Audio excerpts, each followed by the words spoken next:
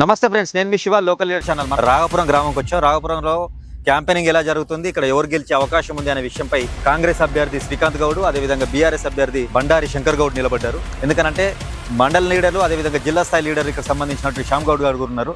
ఆయన ప్రతిపాదించిన వ్యక్తి కాంగ్రెస్ నుంచి శ్రీకాంత్ గౌడ్ గారు ఉన్నారు. ఊర్లో ఎట్లా ఏ విధంగా ఉంది, నిజంగా దేనికి సపోర్ట్ చేస్తారు అనే విషయంపై ఒకసారి మాట్లాడదాం. క్యాంపెయినింగ్ లో చాలా పేరు వినిపిస్తున్న పేరు శ్రీకాంత్ అనే పేరు వినబడతా ఉంది. మనతోటి శ్యామ్ గౌడ్ గారు ఉన్నారు. ఇక్కడ ఇన్ఛార్జ్ గా తీసుకొని అదేవిధంగా కొన్ని గ్రామాలకు ఇన్ఛార్జ్ గా వహిస్తూ మా ప్రస్తుతమైన గ్రామం అయినటువంటి ఇక్కడ క్యాంపెయినింగ్ చేపడతా ఉన్నారు. శ్యామ్ గౌడ్ తను ఒక మాట్లాడి తెలుసుకుందాం. అన్న నమస్తే. నమస్తే. వాస్తవానికి మీ మీద ఇక్కడ చాలా వరకు ఒక పేరుంది.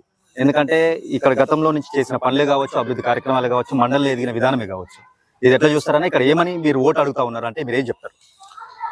నేను నిజంగా చూస్తే గత 20 సంవత్సరాల నుంచి రాజకీయంలో ఉన్న, ఇంతకుముందుకు ఎంపీటీసీగా రాఘపురం గ్రామానికి పనిచేసిన, అదేవిధంగా లాస్ట్ టైం కొద్ది ఓట్ల తేడాతో జెడ్పీటీసీగా ఓడిపోవడం జరిగింది. అనునిత్యం 10 సంవత్సరాల నుంచి రాఘపురం గ్రామ ప్రజలకు అందుబాటులో ఉండి అభివృద్ధి కార్యక్రమాలు ఏవైతే ఉన్నాయో, గుడి డెవలప్మెంట్లో కావచ్చు, ప్లస్ శ్మశాన వాటికలు కావచ్చు, బీసీ శ్మశాన వాటిక గతంలో ఉన్న తీరు ఇప్పుడున్న తీరు చూస్తే మీకు అర్థమవుతుంది. అందులో ఒక శివుని బొమ్మ ఏర్పాటు చేసి సొంత నిధులతోని రోడ్లు ఇట్లా డెవలప్ చేసి చెట్లు పెట్టి, అదేవిధంగా ఎస్సీ శ్మశాన వాటిక సొంత నిధులతోని దహన వాటిక ఇవన్నీ ఏర్పాటు చేయడం జరిగింది. వాస్తవానికి ఘట్టమైసమ్మ గుడి దగ్గర ఏదో ఏర్పాటు చేశారు. కొంత విమర్శలు కూడా ఏర్పడ్డాయి. ఏంటంటే దీనికి రోడ్డు కావాలని చెప్పేసి తిరిగి రావడము, ఇక్కడ నుంచి తిరిగి రావడం అని చెప్పి చాలా సంవత్సరాల నుంచి ఘట్టమైసమ్మ గుడి పోవాలంటే మన గోరిల పక్క నుంచి వెళ్ళి పోయేది జనాలు, చెరువు కట్ట నుంచి వెళ్ళి. దీన్ని ఎట్లయినా సరే ఎప్పుడైనా సరే స్ట్రైట్ రోడ్ వేయాలని చెప్పేసి చాలాసార్లు అన్నప్పుడు అందరూ కూడా ఈ రోడ్డు సాధ్యం కాదు అన్నారు. అయినా సరే పట్టుబట్టి ఆ రోడ్డును డెవలప్ చేసి చూపించినాం. ఎందుకు మన అధికారం ఉన్నా లేకున్నా ఇక్కడ ఉన్న ముదిరాజ్ కమ్యూనిటీ కావచ్చు, రజక కమ్యూనిటీ కావచ్చు, హోలియాదాసరి కమ్యూనిటీకి మా ఎప్పుడు సాయశక్తులు అందరికీ మేము డెవలప్మెంట్ చేసుకుంటూ వచ్చినాం. ఎందుకంటే ఏ కమ్యూనిటీ హాల్ అయినా సరే మన చెయ్యి ఉంది, కంపల్సరీ ఆ కమ్యూనిటీ హాల్ ను డెవలప్మెంట్ చేసి చూపించాం, చెప్పినాం, మాట ఇచ్చినాం, చేసి చూపించినాం. మనకి యువత ఇక్కడ ఉన్నటువంటి చాలా మంది ఏంటి అని అంటే రెండు ఎప్పుడు ప్రాతిపాదన తీసుకొస్తా ఉన్నారు. యూత్ బిల్డింగ్ కానీ, ఒకటి లేదా విధంగా ఉద్యోగాల విషయంలో కానీ చాలా వరకు అడుగుదామని చెప్పేసి కూడా ఎవరు ముందుకు తీసుకురాకపోవచ్చు. కానీ మా దృష్టి నుంచి నేనే తీసుకొస్తున్నాను.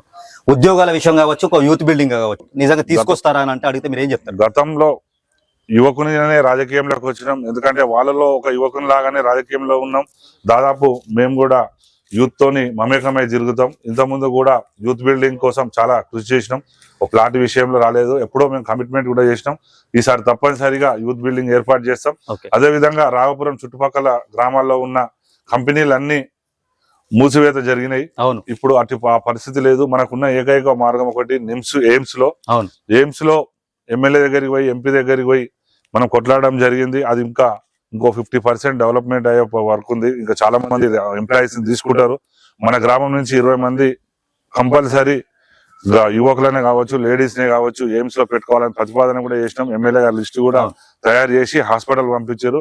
తప్పనిసరిగా రాబోయే 1-2 సంవత్సరాల్లో మన గ్రామం నుంచి 20 నుంచి 25 మంది ఎయిమ్స్ లో ఉద్యోగం చేస్తారని చెప్పేసి హామీ ఇస్తున్నాం. గతంలో మీరు ఎంపీటీసీగా చేశారు. నిజంగా ప్రత్యేకంగా ఎంపీటీసీగా ఉండి నేను ఈ పనులు చేసిన అని చెప్పి మీ మీద దృష్టి చెప్తే, లేకపోతే మిమ్మల్ని ప్రశ్నిస్తే మీరు ఏం చెప్తారన్న?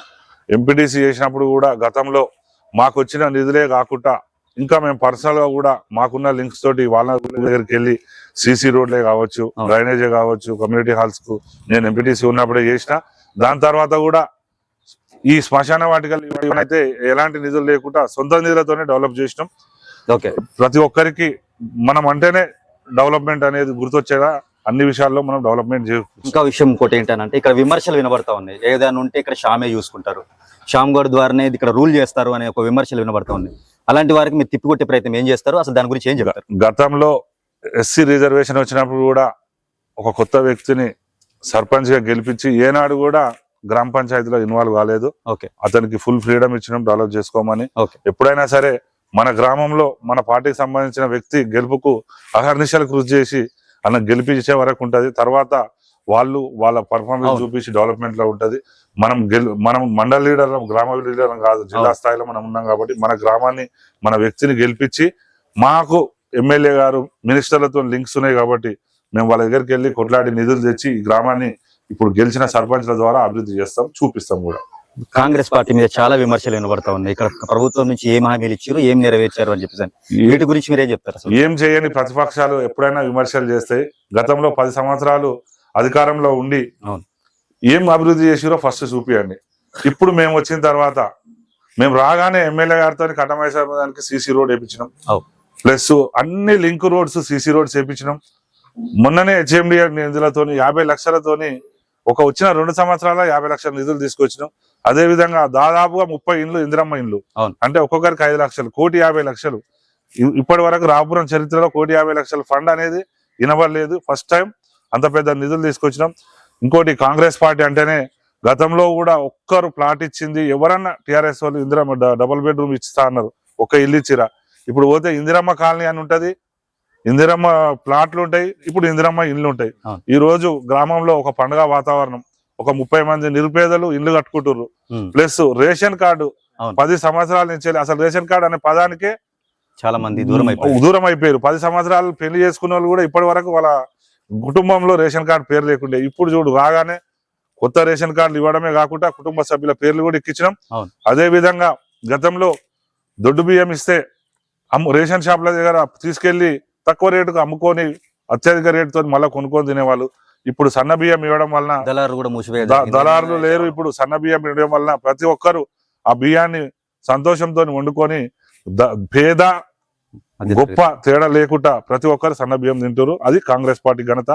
కరెంటు బిల్లు, ఉచిత కరెంటు బిల్లు కావచ్చు, ప్లస్ గ్యాసే కావచ్చు, మనం ఏదైతే చేసినాం ఉచిత బస్సు కూడా ఇప్పుడు మాట ఇచ్చినాం. ఫస్ట్ రోజే పోయినాం. మహిళలందరూ ఎక్కడ పోవాలన్నా ఉచితంగా ప్రయాణం చేస్తారు. ఇంకా గతంలో టిఆర్ఎస్ పార్టీ ప్రభుత్వం అప్పులు చేసి రాష్ట్రాన్ని అప్పుల కుప్పగా మార్చినా గానీ ఇచ్చిన హామీల మేరకు ఒక్కొక్కటి అమలు చేసుకుంటా పోతున్నాం. ఇంకా ఫ్యూచర్ లో కూడా ఇంకా చాలా ఉన్నాయి చేసేటి. యువతకు ఉద్యోగాలే కావచ్చు, గ్రామ అభివృద్ధి కావచ్చు, ఎన్నో ఉన్నాయి. ఏదో ఒక చిన్న పాయింట్ పెట్టుకొని విమర్శలు చేయడం కాదు, చేసి చూపియాలి. అది మా పద్ధతి. ఇక్కడ ఉన్న వారికి ఇప్పటి వరకు రోడ్లు ఇక్కడ వరకు నిర్మించలేదు. కుమ్మమనేని కుమార్ రెడ్డి మీద విమర్శలు వినబడతా ఉన్నాయి. రోడ్ల కనెక్టివిటీ రోడ్స్ కానీ, అదే విధంగా రోడ్లు వేయడంలో కానీ ఈ విషయం మీద ఏం చెప్తాను. ఎందుకంటే ఇక్కడ గ్రామం నుంచి లక్షదేగూడెం రోడ్డు చూపించుకోవచ్చు. లక్షదేగూడెం రోడ్డు గతం నుంచి హామీ ఇచ్చినా కానీ ఎవరు నెరవేర్చలేకపోతున్నారు. ఇప్పుడు కూడా ప్రస్తుతం కూడా అదే విధంగా ఉంది. గురించి మీరు ఏం చెప్తారు? తెలియని ప్రతిపక్ష వాళ్ళు రోడ్ల గురించి మాట్లాడతారు. ఎందుకు చెప్పన్నా, 10 సంవత్సరాల నుంచి అధికారంలో ఉండి ఈ గ్రామం చుట్టుపక్కల ఏ రోడ్ వేసిరు చెప్పండి. ఇప్పుడు మేము పట్టుబట్టి లక్ష్మీదేవిగూడెం రాఘవాపురం నుంచి లక్ష్మీదేవిగూడెం బ్రాహ్మణపల్లి ఎర్రబెట్టి తండ వరకు రోడ్ వేపిస్తున్నాం. ఆల్రెడీ కలవట్లు ఇట్లా కట్టేసిరు. కొన్ని టెక్నికల్ రీజన్ వల్ల ఇంకా స్టార్ట్ కాలేదు, స్టార్ట్ అవుతుంది. అదే విధంగా ఈ రాఘవాపురం నుంచి చిన్నరావులపల్లి రోడ్డు అసలు మొత్తం గుంతలమయం ఉండే ఇప్పుడు దాన్ని రీసెంట్ గా నేను శాంక్షన్ చేపించిన ఎమ్మెల్యే గారు పర్సనల్ గా పోయి ఇప్పుడు అది త్వరలో మన చిన్నరావులపల్లి నుంచి రావుపురం మీదుగా ఎంక్రాల వరకు కూడా డబుల్ రోడ్ అవుతుంది. అది ఆల్రెడీ శాంక్షన్ అయ్యింది. ఇంకొకటి పల్లెగూడెం చౌరస్తా నుంచి వెళ్ళి పడమటి సోమవారం కనెక్టింగ్ రోడ్ లేకుండే, అది కూడా శాంక్షన్ అయింది. మట్టి గిట్ల పోసిర్రు, ఇది కూడా మట్టి పోసిర్రు. ఇప్పుడు మా ఆయనలోనే ఈ రోడ్లు అవుతున్నాయి. బునాది గాని కాలువ కూడా నా దగ్గర దాదాపుగా 300-400 కోట్లు అత్యధిక నిధులు తీసుకొచ్చి బునాది గాని కాలువను అది అందరు క్రెడిట్ చెప్తున్నారు. బునాది గాని కాలువ మేము తీసుకొచ్చాం అందరు క్రెడిట్ చెప్తా ఉన్నారు. అప్పుడు అరకొర నిధులు 50-60 కోట్లు తెచ్చి ఏదో చేసాం అన్నారు. ఇప్పుడు దాన్ని పర్మనెంట్ గా స్ట్రక్చర్ తయారు చేస్తున్నాం. బునాది గాని కాలువ, పిలాయిపల్లి కాలువ, బొల్లెపల్లి కాలువ, ఈ మెయిన్ కాలువలను ఇప్పుడున్న కాంగ్రెస్ పార్టీ ప్రభుత్వం దాన్ని రైతుల శ్రేయస్సు కోసం అత్యధిక నిధులు వెచ్చించి పర్మనెంట్ స్ట్రక్చర్ క్రియేట్ చేస్తున్నారు. లాస్ట్ గా మీ చివరిగా వాస్తవానికి ఇక్కడ నుంచి మీరు గెలిస్తే గనక ఏం హామీలు ఇస్తారు, ఏం నిర్వర్తించబోతున్నారు అని అడిగితే మీరేం చెప్తారన్న? రావుపురం నుంచి ఒక యువకుడు, విద్యావేత్త, ఎప్పుడు ప్రజలకు అందుబాటులో ఉండే శ్రీకాంత్ గౌడ్ ను, మరి అదే విధంగా మంచి ప్యానెల్ యువకులు వాళ్ళందరూ ఉన్న ప్యానెల్ ను కూడా వార్డు మెంబర్ గా చేస్తున్నాం.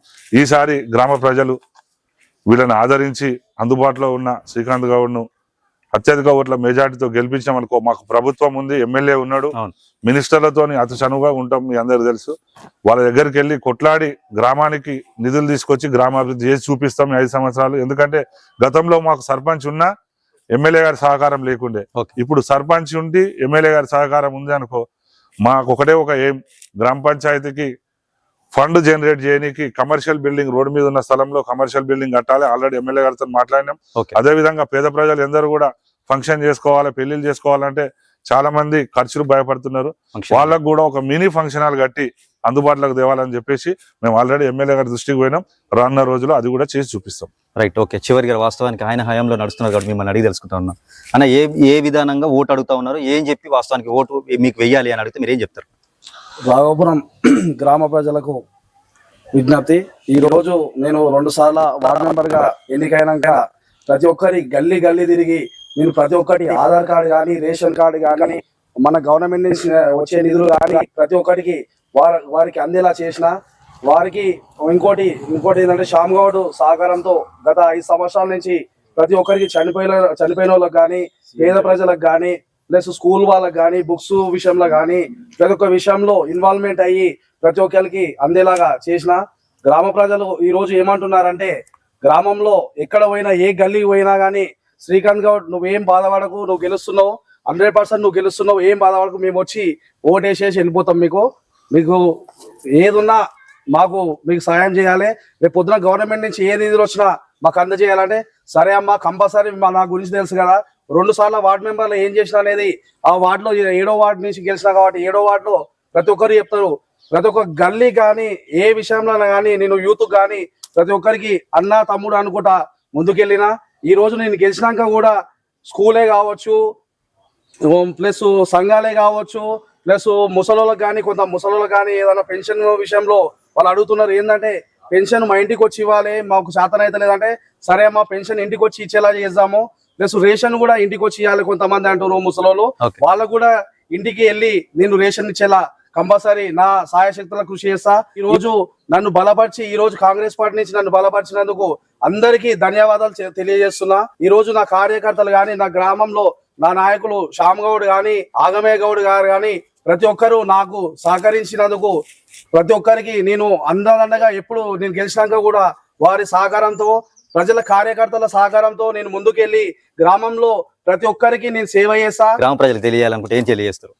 వాళ్ళకు ఏం చేయాలంటే ఒకటే అడుగుతున్నారు, ఏదున్నా సమస్యలు మోరీ సమస్య కానీ స్ట్రీట్ లైట్స్ కానీ మా పిల్లలకు బస్సు విషయం, కొంతమంది బస్సు విషయం అడుగుతున్నారు, బస్సులు మార్నింగ్ రావట్లేదు అంటే బస్సు విషయం కానీ ప్లస్ హెల్త్ విషయం, మన సీఎం రిలీఫ్ ఫండ్ విషయం కానీ ఎల్ఓసి విషయం కానీ ఏదున్నా నేను కొంతమందికి చేసిన ఆల్రెడీ మన సహకారంతో చేసిన కాబట్టి ముందు కూడా చేశాననే నమ్మకం వాళ్ళకి వచ్చేసింది. ఆల్రెడీ నా గెలుపు ఖాయం అయిపోయింది. రామపురంలో నా గెలుపు 100% ఖాయం అయిపోయింది.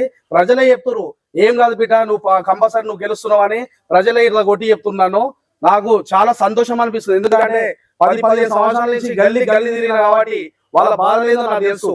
వాళ్ళ బాధలు నేను చూసిన, ప్రతి ఒక్క ఇంటికి వెళ్ళిన గడప దొక్కిన, ఇప్పటికి 10 సార్లు దొక్కొచ్చు గడప, నేను ప్రతి గడప దొక్కిన కాబట్టి వాళ్ళ బాధలు తెలుసు కాబట్టి నేను కంపల్సరీ నా మీద నమ్మకం ఉంది, వాళ్ళకు నా మీద ఆత్మవిశ్వాసంతో నేను వాళ్ళకు అండదండగా ఉండి నేను పనిచేస్తాను. ఓటర్ మహాశయులకు గ్రామ ప్రజలకు ప్రతి ఒక్కరికి కార్యకర్తలకు యువకులకు ప్రతి ఒక్కరికి కత్తెర గుర్తుపై ఓటు వేసి నన్ను అత్యధిక మెజార్టీతో గెలిపించగలరని రాఘవపురం ప్రజలకు నేను కోరుచున్నాను.